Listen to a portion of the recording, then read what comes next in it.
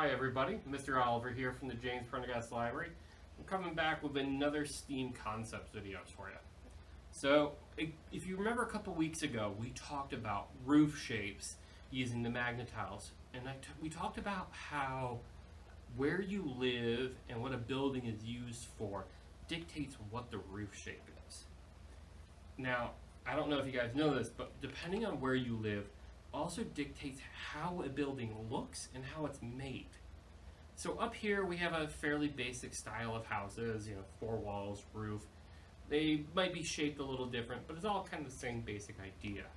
But if you were to go down south towards Virginia Beach area in Virginia, or to the coast area of North Carolina, you might see houses that are built up on stilts. And what's going on is that those houses are so close to the water that sometimes the water actually goes up underneath the home.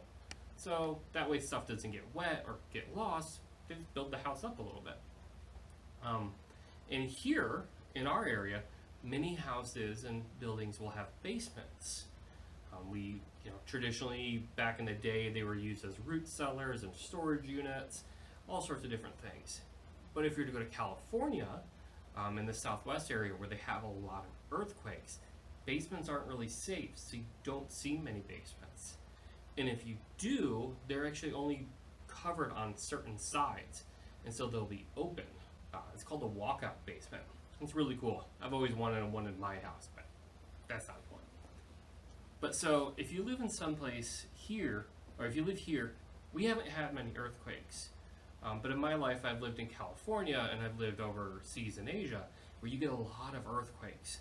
And so when they're designing the buildings, they want to make sure that if and when there is an earthquake, the building doesn't have as much damage, because if the building isn't damaged, the people are safe. So I'm going to show you on this building here real quick before we talk about some other stuff, why the shape of a building is important. So I'm going to turn it around here. It's open on the bottom just because it's easier to build that way, but it is a full square. So what I'm going to do is I'm going to push on the sides to kind of replicate some of the forces buildings happen. So I'm going to push in, and as you see, the building collapses. And the reason for that is there's nothing supporting it in the center. So way back when, in 1989, which I know for a lot of us adults that wasn't that long ago, but there was a very bad earthquake. So it was a 6.9 earthquake that hit San Francisco. And there was an overpass that actually had 2 rows of highway right on top of each other. And they had beams that supported it. And when the earthquake hit, the beams collapsed and they smashed on top of each other. And a lot of people got hurt, a lot of people died because of the way it was built. Now in Japan, they have a lot of earthquakes. So some of the things that they've done is talk about the buildings and not just the materials that are used, but how they utilize the material and how they combine them. So Japan, for a lot of their building codes, has a 3-step process for earthquakes. So the first thing is, when they build the earthquake, they put shock absorbers underneath. When they build the building, they put shock absorbers underneath.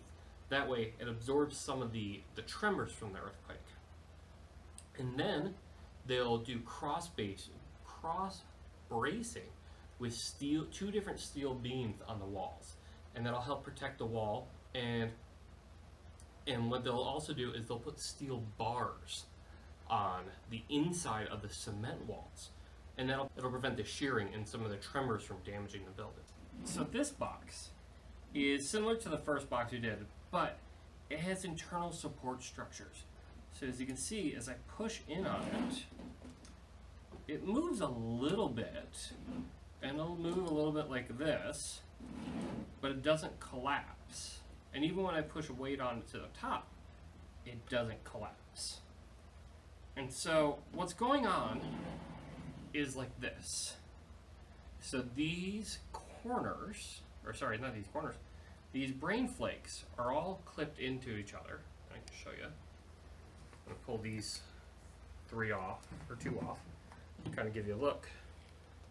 So they're just these wheels that are kind of like spokes, and when you put them together, there's only a little bit of movement. You actually have to pull them apart. So, put them back on here.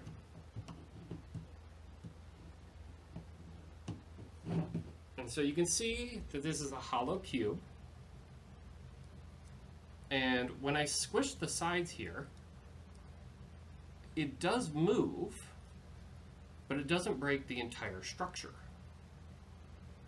And so this is what some of the new building codes are looking at. If I put a force, if you guys remember the forces we talked about with some of the magnetic marble runs, the same kind of idea. If I push force on the side, how do I protect? And as you see, if you look really close on these two sides when I push, you'll actually see them move out as the top two sides move in. So it's just another way that we're looking at geology and geography and how we can apply physics and engineering and building materials to protect human life. And it's really cool stuff, and that's why if you're ever traveling, it can be a little nervous, but they usually have our safety in mind. So when it's safe to travel in general, I encourage you guys to go out and see some really cool buildings out there and look to see how they're made and what different safety features they have. There's a lot of really awesome stuff out there. So, until next week on Tuesday at 2, have a good day.